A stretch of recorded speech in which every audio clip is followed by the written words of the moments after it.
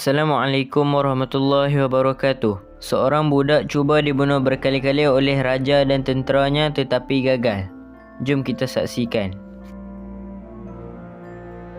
Dari Suhaib radhiyallahu anhu bahawa Rasulullah sallallahu alaihi wasallam bersabda, "Dahulu ada seorang raja dari golongan umat yang sebelum kalian. Ia mempunyai seorang ahli sihir. Setelah penyihir itu tua, maka ia berkata kepada raja, 'Sesungguhnya aku ini telah tua, maka kirimkanlah kepadaku seorang anak yang akan kuberi pelajaran ilmu sihir.' Kemudian raja itu mengirimkan kepadanya seorang anak untuk diajari. Ketika anak itu berangkat, di tengah perjalanannya ada seorang pendeta. Lalu ia pun duduk dengannya dan mendengarkan ucapannya. Maka setiap kali ia pergi ke tempat penyihir, ia melalui tempat pendeta tersebut dan duduk dengannya.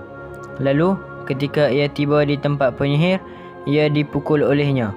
Lalu ia mengadukan hal tersebut kepada pendeta. Lalu pendeta berkata, 'Jika engkau takut kepada penyihir itu, maka katakanlah bahawa engkau ditahan oleh keluargamu. Dan jika engkau takut kepada keluargamu, maka katakanlah bahawa engkau ditahan oleh penyihir.' Pada waktu ia dalam keadaan demikian, maka ia mendapati seekor binatang yang besar dan menghalangi orang ramai. Anak itu lalu berkata, 'Pada hari ini aku akan mengetahui apakah penyihir itu yang lebih baik ataukah pendeta itu yang lebih baik.' Lalu ia mengambil sebuah batu dan berkata, 'Ya Allah, apabila hal ehwal pendeta itu lebih engkau cintai daripada hal ehwal penyihir itu, maka bunuhlah binatang ini sehingga orang-orang boleh melaluinya.' Seterusnya, ia melemparkannya dengan batu tersebut hingga mati dan orang-orang boleh melaluinya. Ia mendatangi pendeta dan memberitahukan hal tersebut. Pendeta itu berkata, 'Hai anakku, engkau sekarang lebih mulia daripada aku sendiri. Kau telah mencapai suatu tingkatan seperti yang kulihat. Sesungguhnya engkau akan mengalami ujian. Jika engkau mendapat ujian, maka janganlah engkau sebut-sebut namaku.' Anak itu dapat menyembuhkan orang buta yang terkena kusta serta dapat mengubati banyak orang dari pelbagai penyakit. Seorang kawan raja yang telah buta mendengar hal tersebut. Ia datang kepada anak itu dengan membawa beberapa hadiah yang banyak jumlahnya dan berkata, 'Semua yang ada di sana itu milikmu apabila engkau dapat menyembuhkanku.' Anak itu berkata, 'Sesungguhnya aku tidak dapat menyembuhkan sesiapa pun, kerana Allah Subhanahu wa Ta'ala yang dapat menyembuhkannya. Jika engkau mahu beriman kepada Allah Subhanahu wa Ta'ala, maka aku akan berdoa kepada Allah semoga Dia berkehendakkan menyembuhkanmu.' Lalu kawan raja tersebut beriman kepada Allah Subhanahu wa Ta'ala. Allah pun menyembuhkannya. Ia mendatangi raja dan terus duduk berdekatannya, sebagaimana duduknya yang sebelum ini. Raja bertanya, 'Siapakah yang mengembalikan penglihatanmu itu?' Kawannya itu menjawab, 'Tuhanku.' Raja bertanya, 'Apakah engkau mempunyai Tuhan selain diriku?'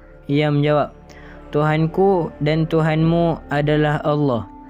Maka raja menangkapnya dan terus-menerus menyiksanya hingga kawannya itu menunjuk kepada anak yang menyebabkan kesembuhannya. Anak itu pun didatangkan. Raja bertanya padanya, 'Anakku, betapa hebat sihirmu hingga dapat menyembuhkan orang buta dan yang berpenyakit kusta, dan engkau dapat melakukan itu dan ini.' Anak itu berkata, 'Sesungguhnya aku tidak dapat menyembuhkan seseorang pun. Hanya Allah Subhanahu wa Ta'ala sajalah yang dapat menyembuhkannya.' Lalu raja itu menangkap anak tersebut dan menyiksanya tanpa henti sehingga dia menunjuk kepada pendeta. Pendeta tersebut pun didatangkan, kemudian kepadanya dikatakan, 'Kembalilah dari agamamu.' Pendeta itu enggan mengikuti perintahnya. Raja meminta supaya diberi gergaji. Kemudian diletakkan gergaji itu di tengah kepalanya. Kepala itu dibelahnya sehingga jatuh ke dua belahan kepala tersebut. Selanjutnya didatangkan pula kawan raja. Lalu kepadanya dikatakan, 'Kembalilah dari agamamu.' Ia pun enggan menuruti perintahnya. Kemudian gergaji itu diletakkan di tengah kepalanya, lalu dibelah hingga jatuh ke dua belahan kepala tersebut.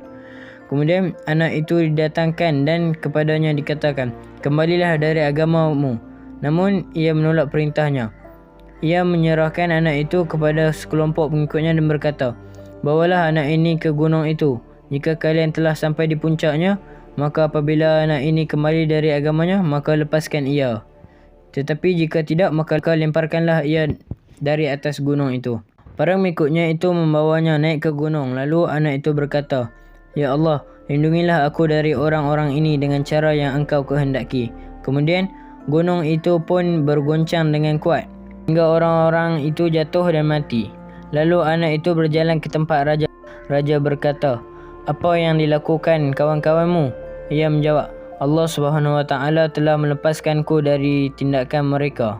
Lalu raja menyerahkan anak itu kepada sekelompok pengikutnya yang lain dan berkata, "Pergilah dengan membawa anak ini dalam sebuah kapal dan berlayarlah sampai ke tengah lautan. Jika anak ini kembali dari agamanya, maka lepaskanlah ia. Tapi jika tidak, maka lemparkanlah ia ke laut itu." Lalu mereka pun membawanya pergi. Anak itu berdoa, "Ya Allah, lindungilah aku dari orang-orang ini dengan cara yang Engkau kehendaki." Tiba-tiba kapal itu terbalik sehingga mereka semua tenggelam. Anak itu sekali lagi berjalan ke tempat raja. Raja pun berkata, "Apakah yang dilakukan kawan-kawanmu?" Ia menjawab, "Allah SWT telah melindungiku dari mereka." Lalu ia berkata kepada raja, "Sesungguhnya kau tidak akan dapat membunuhku sebelum kau melakukan apa yang ku perintahkan." Raja bertanya, "Apakah itu?" Ia menjawab, "Kau kumpulkan semua orang di lapangan, salib aku di batang pohon, lalu ambil sebatang anak panah dari tempat panahku ini, lalu letakkan anak panah itu pada busurnya dan ucapkanlah, 'Dengan nama Allah, Tuhan anak ini.' Lalu lepaskanlah anak panah itu. Dan apabila engkau mengerjakan semua itu, tentu kau dapat membunuhku." Raja mengumpulkan orang-orang di suatu padang yang luas, menyalip anak itu pada sebatang pohon, lalu mengambil sebuah anak panah dari tempat panahnya, lalu meletakkan anak panah di busur dan mengucapkan, "Dengan nama Allah, Tuhan anak ini." Lalu ia melepaskan anak panah itu dan itu terkena di antara dua kening anak tersebut. Kemudian anak itu meninggal dunia. Maka orang-orang yang berkumpul di situ berkata, "Kami beriman kepada Tuhan anak ini." Raja didatangkan dan diberitahui, "Apakah engkau telah melihat apa yang engkau khawatirkan? Demi Allah, kekhawatiranmu itu benar-benar terjadi padamu. Orang-orang telah beriman." Lalu raja memerintahkan untuk membuat parit di setiap pintu lorong jalan.